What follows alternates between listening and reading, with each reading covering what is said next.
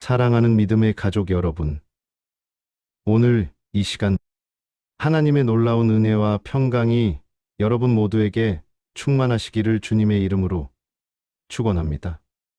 오늘 제가 여러분과 나누고자 하는 말씀은 정말 중요한 주제입니다. 바로 기도가 막혔을 때 어떻게 해야 하는가에 관한 것입니다. 여러분, 혹시 이런 경험 있으십니까? 기도하고 싶은데 입이 떨어지지 않는 경험 말입니다. 무릎을 꿇었는데 무슨 말을 해야 할지 모르겠는 경험 말입니다. 간절한 마음은 있는데 기도 제목이 너무 많아서 막막한 경험 말입니다. 그럴 땐 어떻게 하셨나요? 혹시 내 신앙이 부족해서 그런가 하고 자책하지는 않으셨습니까? 혹시 하나님께서 내 기도를 듣지 않으시는 건가 하고 낙심하지는 않으셨습니까? 사랑하는 성도님들, 오늘 제가 여러분께 전하는 말씀을 들으시면 그런 고민이 완전히 해결될 것입니다. 제가 30년 넘게 목회하면서 발견한 놀라운 비밀을 오늘 여러분과 나누고자 합니다. 바로 기도가 막혔을 때 드려야 할 세 가지 말씀입니다. 이 세 가지 말씀만 매일 기도하면 하나님의 축복이 여러분의 삶에 흘러들어오기 시작합니다. 특히 재정의 축복이 풀리기 시작합니다. 본격적인 말씀에 들어가기 전에 이 귀한 말씀이 더 많은 분들에게 전해질 수 있도록 구독과 좋아요 부탁드립니다. 여러분의 작은 손길 하나가 기도가 막혀 고통받는 누군가에게 큰 도움이 될 수 있습니다. 자, 그럼 지금부터 하나님의 축복의 비밀 속으로 함께 들어가시겠습니다. 사랑하는 성도 여러분, 먼저 한 권사님의 이야기를 들려드리겠습니다. 이분은 올해 65이신데 지난 2년 동안 기도가 완전히 막혔다고 고백하셨습니다. 새벽 기도를 30년 넘게 한 번도 빠지지 않고 나가셨던 신실한 분이십니다. 그런데 어느 날부터 기도가 나오지 않더랍니다.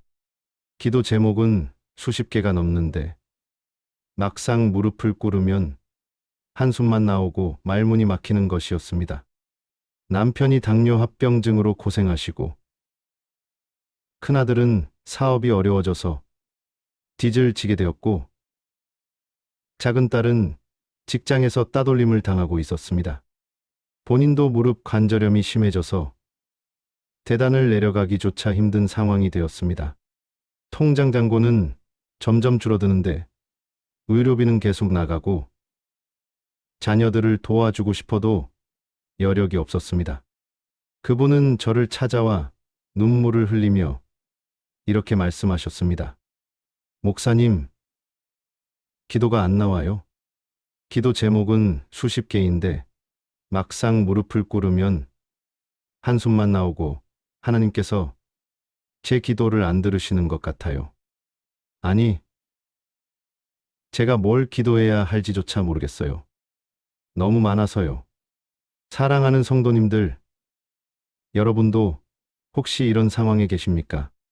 기도하고 싶은데 기도가 안 되는 순간, 간절한데 말이 막히는 순간, 하나님이 멀게만 느껴지는 그 막막한 순간을 겪고 계십니까? 저는 그 권사님께 단 세 가지 성경 말씀만 알려드렸습니다. 권사님, 길게 기도하려고 하지 마세요. 이 세 문장만 매일 반복해서 기도해 보세요. 하나님은 반복되는 신실한 기도를 기뻐하십니다.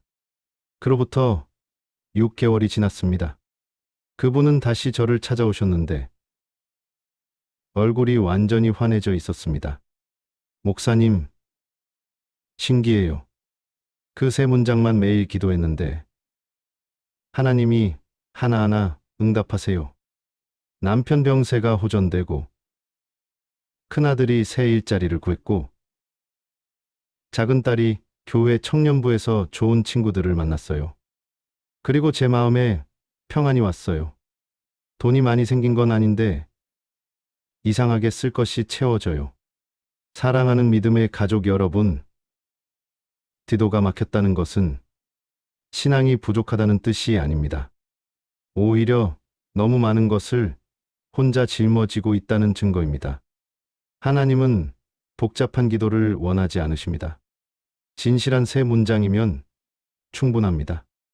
오늘 제가 여러분께 전해드릴 이 세 가지 말씀은 수천 년 동안 성도들의 기도를 회복시켜 온 보물입니다. 이 말씀들을 매일 기도하면 하나님의 축복이 여러분의 삶에, 여러분의 가정에, 여러분의 재정에 흘러들어오기 시작할 것입니다. 아무리 기도가 막혀도 이 세 문장만은 기억하십시오. 그리고 매일 이 말씀으로 기도하십시오. 하나님은 단순하고 신실한 기도를 통해 가장 놀라운 일을 행하십니다.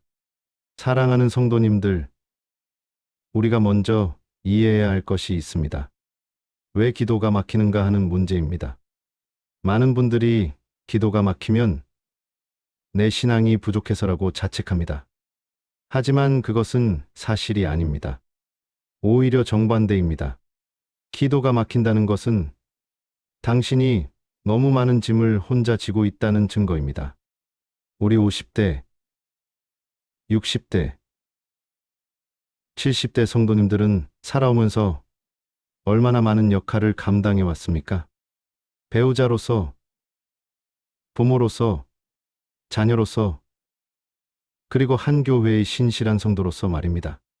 젊었을 때는 힘으로 버텼습니다. 밤을 새워가며 가족을 돌보고, 일하고, 교회를 섬기고, 새벽 기도를 나갔습니다. 그때는 기도가 막히지 않았습니다. 기도 제목이 명확했으니까요. 하나님, 자녀들 대학만 보내주세요. 하나님, 사업 좀 도와주세요. 하나님, 가족들 건강하게 해주세요. 그런데 지금은 어떻습니까? 자녀들은 독립했지만 걱정은 더 커졌습니다. 배우자는 건강이 예전 같지 않습니다. 당뇨, 고혈압, 관절염, 어지럼증으로 병원 가는 날이 더 많아졌습니다. 그리고 우리 자신의 몸도 말을 안 듣기 시작합니다. 아침에 일어나면 온몸이 뻐근하고 계단만 올라가도 숨이 차고 잠도 깊이 못 잡니다. 경제적으로도 불안합니다. 은퇴 후 연금만으로는 부족하고 의료비는 계속 나가고 자녀들 도와주고 싶어도 여력이 안 됩니다. 물가는 자꾸 오르는데 통장 잔고는 그대로이거나 줄어들기만 합니다. 이 모든 것이 기도 제목이 됩니다. 그런데 문제는 이 기도 제목들이 한두 개가 아니라는 거예요. 수십 개입니다. 그러니 무릎을 꿇으면 머릿속이 복잡해집니다. 하나님, 이것도 해주시고 저것도 해주시고 또 이것도 하다 보면 정작 무엇을 간절히 기도해야 할지 모르겠는 것입니다. 그리고 마음 한구석에서는 이런 생각이 듭니다. 내가 너무 많은 걸 요구하는 건 아닐까? 하나님께서 이런 시시콜콜한 것까지 다 들어주실까? 이미 충분히 받았는데 더 바라는 게 욕심인가?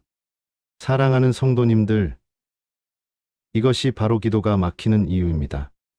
우리는 하나님 앞에 나아가는 것이 아니라 복잡한 기도 목록 앞에 무릎을 꿇고 있는 겁니다. 성경은 이렇게 말씀하십니다.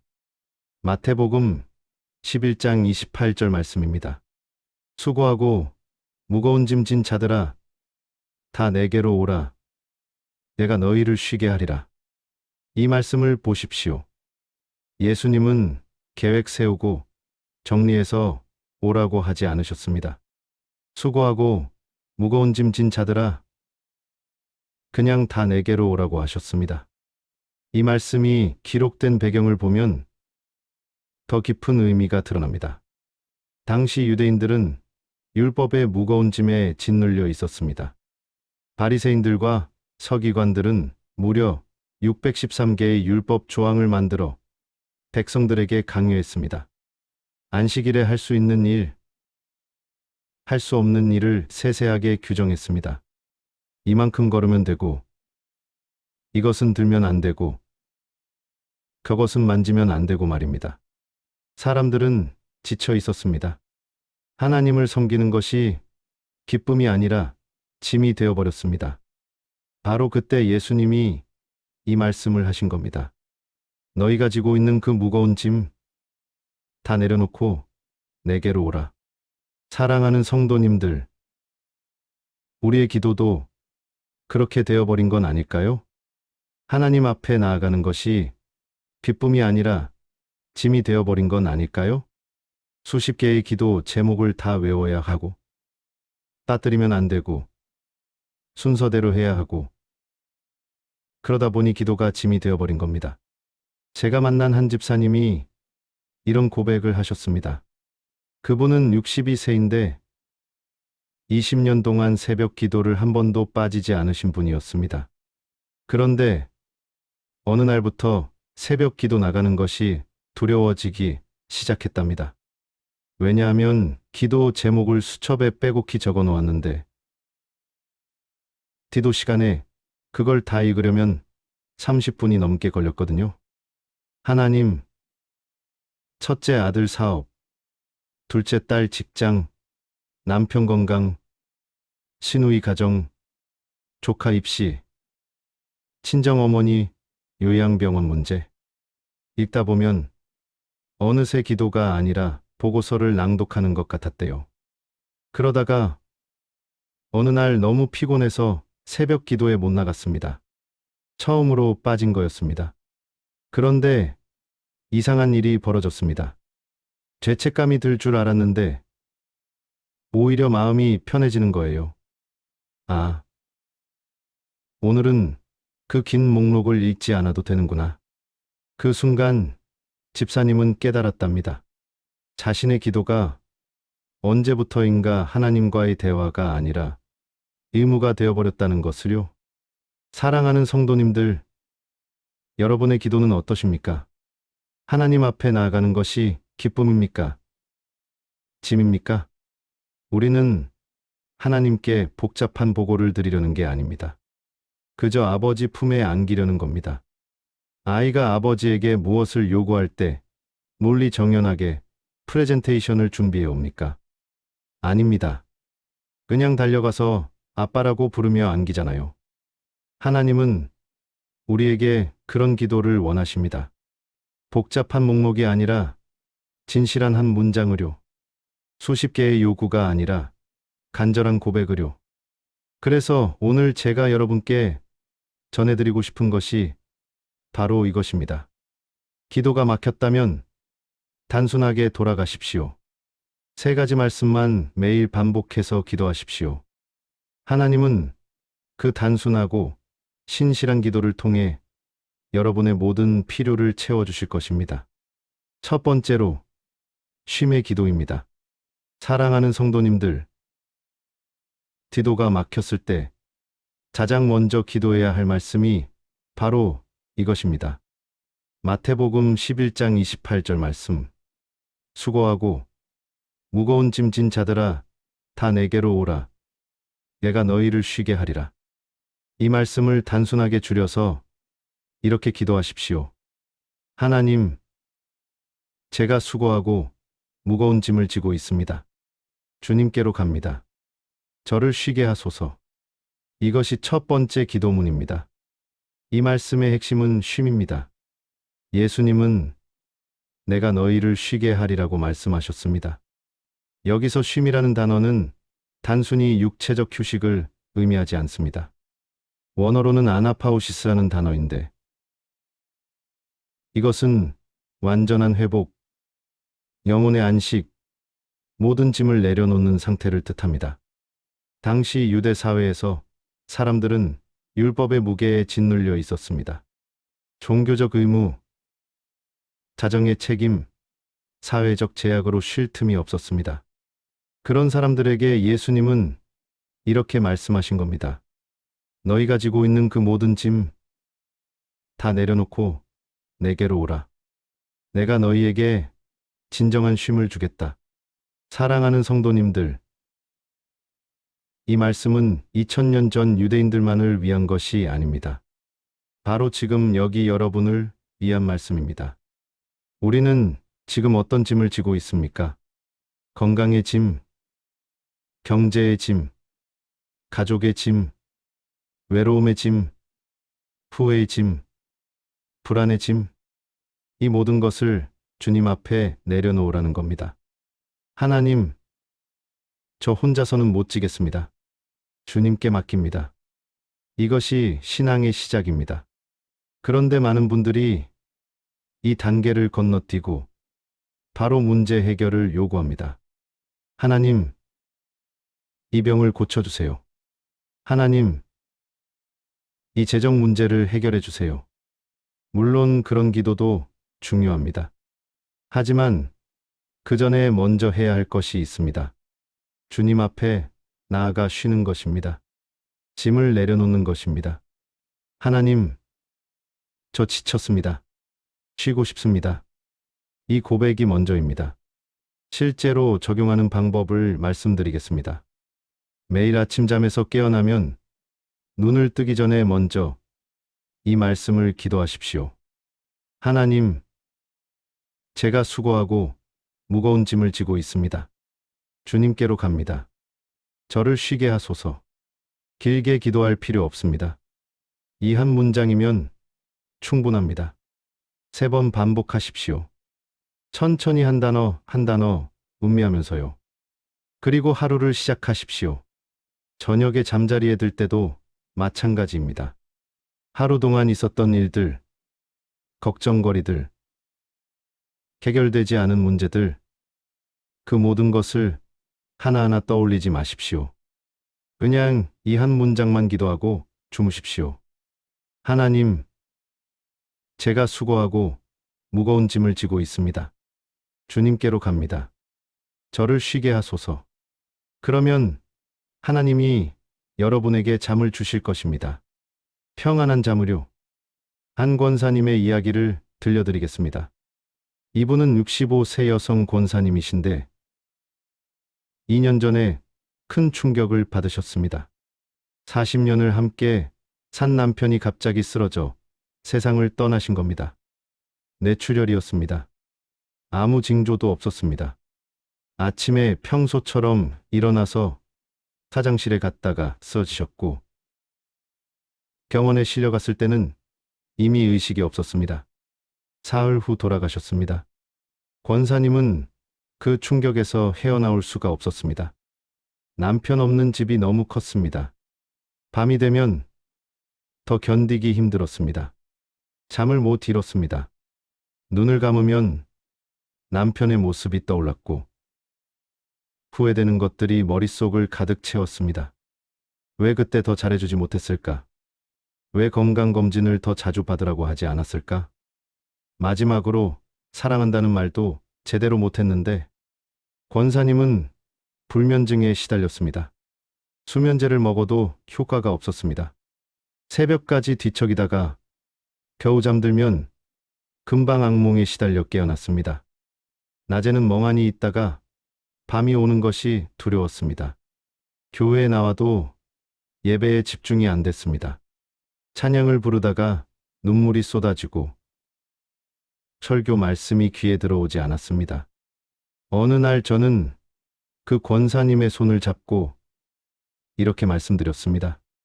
권사님, 하나님께서 권사님을 쉬게 하고 싶어 하세요. 권사님이 지금 지고 있는 슬픔의 짐, 후회의 짐, 외로움의 짐, 그 모든 걸 주님께 맡기세요. 그리고 이 한 문장만 매일 기도하세요. 하나님, 제가 수고하고 무거운 짐을 지고 있습니다. 주님께로 갑니다. 저를 쉬게 하소서. 권사님은 그날부터 그 기도를 시작하셨습니다. 처음 며칠은 별 변화가 없었습니다. 여전히 잠을 못 이뤘고 여전히 슬펐습니다. 하지만 일주일쯤 지나자 조금씩 달라지기 시작했습니다. 잠자리에 들 때 그 기도문을 반복하면서 권사님은 이상한 평안을 느꼈답니다. 아, 얘가 이 슬픔을 혼자 짊어지지 않아도 되는구나. 하나님이 함께 지고 계시는구나. 한 달쯤 지나자 잠을 잘 수 있게 되었습니다. 여전히 남편이 그리웠지만 그 그리움이 더 이상 고통이 아니라 추억이 되기 시작했습니다. 석 달쯤 지나자 권사님의 얼굴에 미소가 돌아왔습니다. 목사님, 신기해요. 제가 남편을 잊은 게 아니에요. 여전히 그립고 여전히 보고 싶어요. 하지만 이제는 그 그리움 속에서도 감사할 수 있어요. 40년을 함께했던 것에 대해, 그분이 저에게 보여준 사랑에 대해 말입니다.